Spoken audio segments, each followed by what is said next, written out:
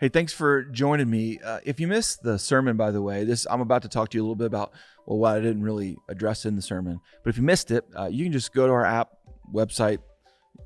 You're smart. Google it, find it, and watch the message. Talked about the text in the Bible, Psalm 139.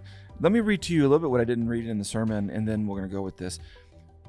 Psalm 139, verse 2. You know when I sit and when I rise.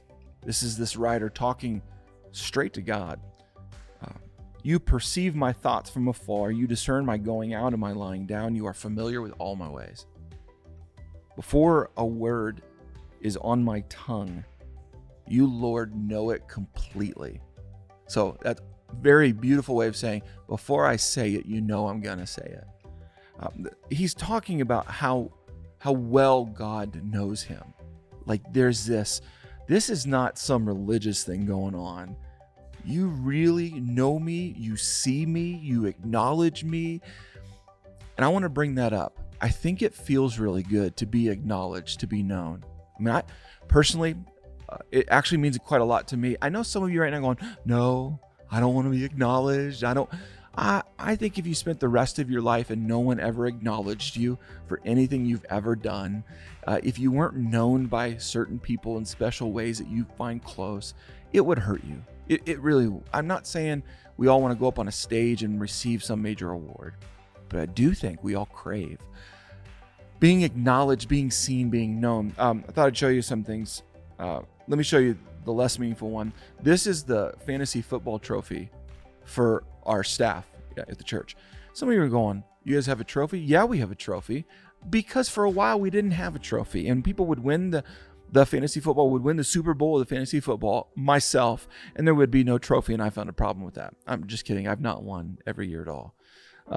But I thought it'd be neat if we actually had a trophy for who won, because I wanted to acknowledge it. We wanted to acknowledge it. It's a big deal. This is a better one.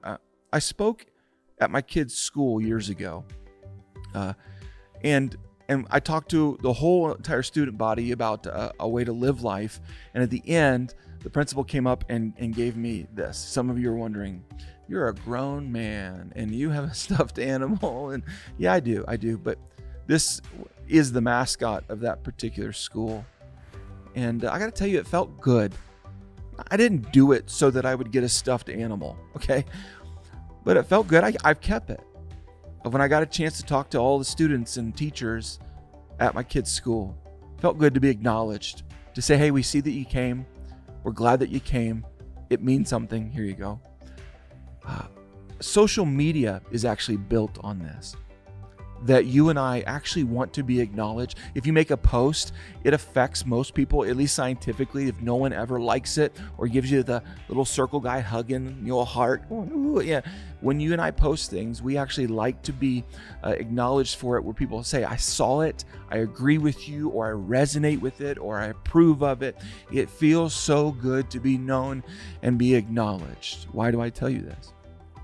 Because I think many of us crave to be acknowledged, but we push back being examined. I think we want to be acknowledged, known.